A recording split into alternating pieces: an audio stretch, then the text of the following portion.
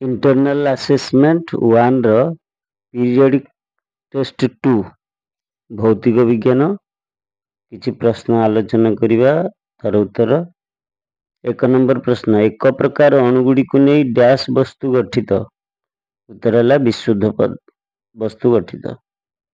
2 number पितल होउछि 30% dash और 80% dash रो मिश्रण उत्तर zinc आउ कपर जिंक 30% कपर 80%।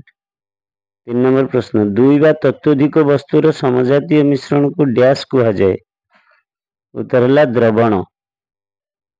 4 नंबर प्रश्न 1 नानोमीटर डैश सेंटीमीटर मीटर हेले 10 टू द पावर -9 किंतु सेंटीमीटर हेले उत्तर हम 10 to the power -7 centimetre. 5 number प्रश्न गोटे द्रवण रे द्रवर परिमाण यार पृक्ष स्तर ठारू कम थाए तेबे ताहाकू डैश द्रवण कहा जाए उत्तर है अपरिपृक्त। 6 नंबर प्रश्न बन्या जल चौक गुंड मिशा पानी आदि डैश रो उदाहरण सस्पेंशन। 7 नंबर प्रश्न क्षीर रक्त अठा टूथपेस्ट आदि डैश रो उदाहरण कलर्ड। 8 नंबर घन कुहुड़ी एरोसल विक्षेपित प्रावस्था डैश विक्षेपित प्रावस्था होची तरल। 9 नंबर प्रश्न घन जंगल वितान मध्य दे सूर्यालोक रश्मि गुच्छ गति कला बेले डैश प्रभाव देखि हुए टैंडल प्रभाव देखि हुए। 10 नंबर केउ पद्धति रे क्षीर रु सर अलग करा जाए केंद्रापसारण।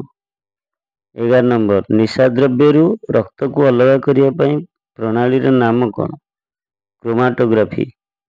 12 नंबर लुगा सफा मेसिन रे ओदा लुगा रु जल अपसारण करिया पई केउ पद्धति प्रयोग करा जाए केंद्रापसारण। 13 नंबर लुण और एल्युमिनियम क्लोराइड रो मिश्रण को डैश पद्धति रे पृथक करा जाए ऊर्ध्वपातन। 14 नंबर एसीटोन और जल मिश्रण डैश पद्धति रे पृथक करा जाए पातन। 15 नंबर आर्गन रो स्फुटनांक केते डिग्री सेल्सियस -186। 16 नंबर समुद्र जल विशुद्ध लुण अलग करिया प्रणाली कौन उत्तर है स्फटिकरण। 17 नंबर बरफ रु जलर रूपांतरण एक डैश परिवर्तन भौतिक परिवर्तन। 18 नंबर आलमीरा रे कलंकी लागिवा डैश परिवर्तन रासायनिक परिवर्तन।